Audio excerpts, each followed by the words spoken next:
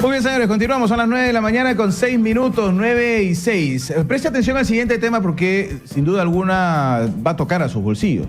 No hay duda que va a tocar a sus bolsillos. ¿Quién no necesita ir a la farmacia? ¿Quién no se siente mal? ¿Quién no tiene un familiar enfermo?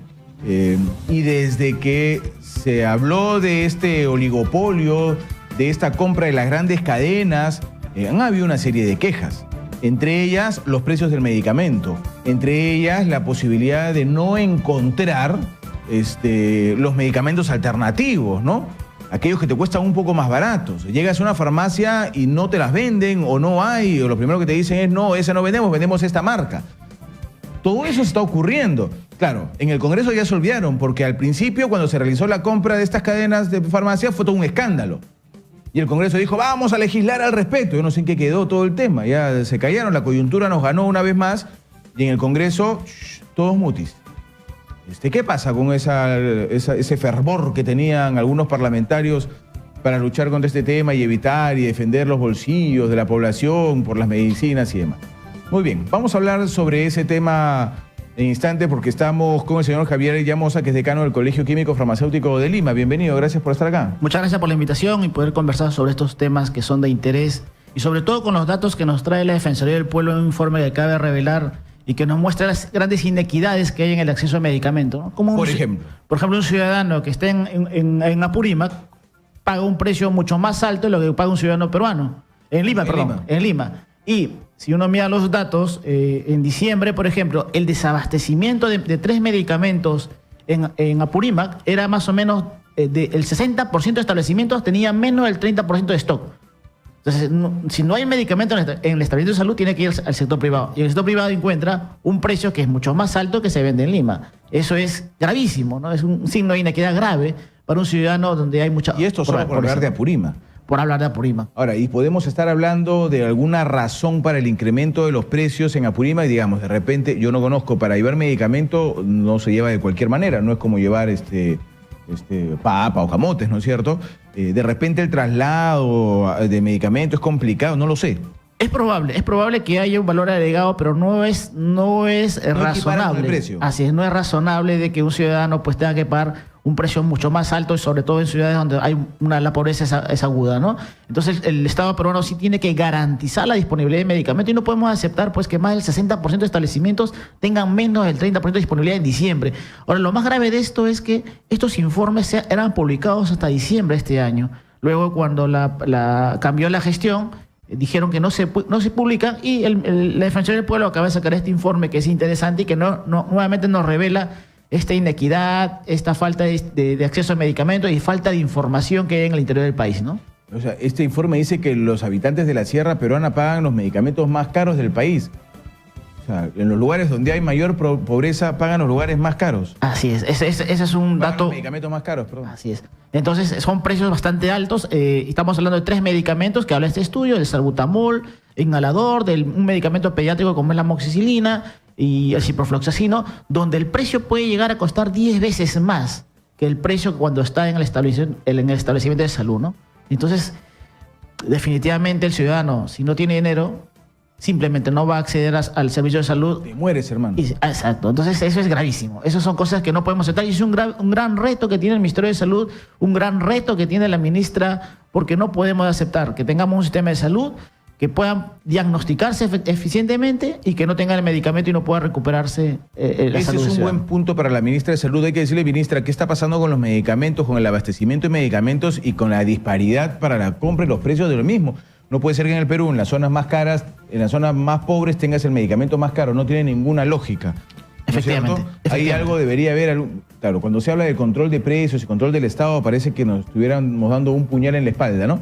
O parece que fuera una grosería, parece que fuera una lisura. Pero en todos los países civilizados del mundo, frente a temas tan complicados como el de los medicamentos, hay un control, pues, hay un control. Efectivamente, y justo es un tema que estamos trabajando y que en el Congreso también hay un proyecto de ley para regular los precios de los medicamentos. No podemos aceptar que no, este es un libre mercado, se autorregula, eso es falso.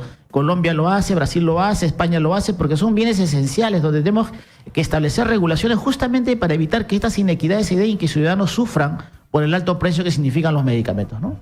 La Defensoría del Pueblo ha realizado este estudio al que se refiere con una muestra de 649 farmacias entre públicas y privadas, de las 20.000 que existen. Es el 20.000 es el universo, ¿no? Es una medida representativa, digamos. Y hay cosas interesantes, ¿ah? Se han reportado más de 35.000 episodios de infecciones respiratorias agudas en menores de 5 años en las zonas complicadas. Esto se trata con medicamentos como la amoxicilina en jarabe y casi 2.000 casos de obstrucción bronquial, asma en la misma población, que se trata con salbutamol. Y esto no hay. Y estos medicamentos en el 30% de establecimientos privados no había, y en el 3% de establecimientos públicos tampoco había. Y una persona que tiene un asma y no encuentra salbutamol inhalador, pues definitivamente puede llegar a un cuadro gravísimo exponiendo su vida a grave riesgo, ¿no? Qué locura esta, ¿no? Nos dicen que los medicamentos pueden aumentar hasta 60 veces el valor. 60 veces, es una exageración.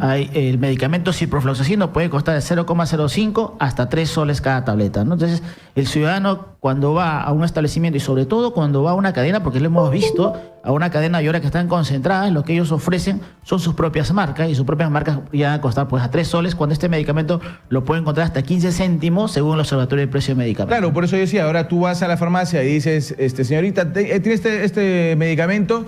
En genérico no hay. Tenemos tales marcas, ¿no? O sea, ya te están dejando de vender genérico cuando debe ser una obligación. ¿Y dónde está la supervisión? Bueno, si bien cierto, no hay una obligación de tener esto, en el establecimiento privado no hay una obligación de tener una lista de medicamentos genéricos, pero creemos que aquí hay una limitación de la oferta que daña el ejercicio del derecho a la salud, el ejercicio de elegir. No tienes la opción de elegir en un establecimiento y sobre todo en estos que se encuentran frente a los hospitales, no hay una restricción. Además, yo reitero, no estamos hablando de medias, no estamos hablando de camisas, estamos hablando de medicinas. O sea, son medicamentos, si no los tomas te mueres, así de fácil.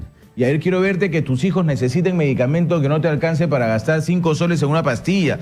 Entonces, acá tiene que haber un control, pues no se puede decir, no, es que esto es una farmacia privada, entonces no podemos pedirle que tenga genérico la farmacia privada, porque el que viene a la farmacia privada que pague. No es así, pues. Sí, definitivamente tenemos que regular este mercado, regular los precios de los medicamentos, asegurar la disponibilidad de medicamentos en el sector público para evitar que el ciudadano vaya al sector privado. Y hay un caso grave, por ejemplo, en el Hospital Loaiza sacaron un comunicado en la pared donde decía, se comunica a los usuarios que las farmacias del hospital se encuentran en déficit antirretrovirales, por los que deberá cambiar los esquemas de tratamiento. O sea, por falta de medicamento a una persona que tiene con VIH, que su vida depende de ese medicamento, que ese medicamento le está haciendo bien, pero ahora como no hay, sabes que ahora que te cambien a otro medicamento, exponiendo tu vida a un nuevo producto que probablemente no tenga los mismos resultados que tenías. Eso es gravísimo, ¿no? Qué increíble este tema. ¿Qué otra cosa se ha detectado con este informe? Bueno, este informe nuevamente reafirma los hechos que ya se sabía, que hasta diciembre el Ministerio de Salud, UDIGEMI, publicaba estos informes, pero luego por una decisión de la ministra que ya no está, ya no se publica y creemos que se deben seguir publicando porque es una medida de saber pues cómo está el abastecimiento en el país. En diciembre, por ejemplo, en Lima Metropolitana, más del 78% de establecimientos tenían menos del 30% de disponibilidad de medicamentos. ¿En Lima también? En Lima. O sea, esto es una cosa rara. ¿Estaban desabastecidos? Había un desabastecimiento en diciembre del 2017, ¿no? Enero, febrero y marzo ya dejaron de publicar estos informes por una decisión de la ministra que ya no está. Y creemos que esos informes deben seguir publicándose porque es transparencia y porque es un seguimiento y porque nos da exigibilidad. En diciembre se muestra desabastecimiento y en enero dicen, no, mejor ya no publiques, no pueden hacer roche. Eso es increíble. Eso es increíble y eso ha sucedido, ¿no? Entonces nosotros tenemos que exigir que haya transparencia y que se publiquen estos. Ahora, estos temas, con esta termino, ¿se ha incrementado luego de la compra de las grandes cadenas de farmacias? Bueno, estos son datos de la disponibilidad de medicamentos del sector público. En el sector privado ya surgió la concentración. Lo que corresponde ahora al Ministerio de Salud es evaluar el mercado, que el mercado no se restrinja. Esperamos que esté haciendo los análisis adecuados para saber pues si el mercado está modificándose la oferta que afectaría el bolsillo de los ciudadanos, ¿no? Muy bien, don Javier Llamosa, muchas gracias. A usted, muchas gracias. Vale, gracias por esa alerta. Hay que estar todos pendientes, ¿no? Hay que estar todos pendientes y ver qué es lo que está pasando en el sector de salud. ¿Quién no tiene un pariente, un amigo, uno mismo que necesita medicamentos? Entonces esto es realmente complicado.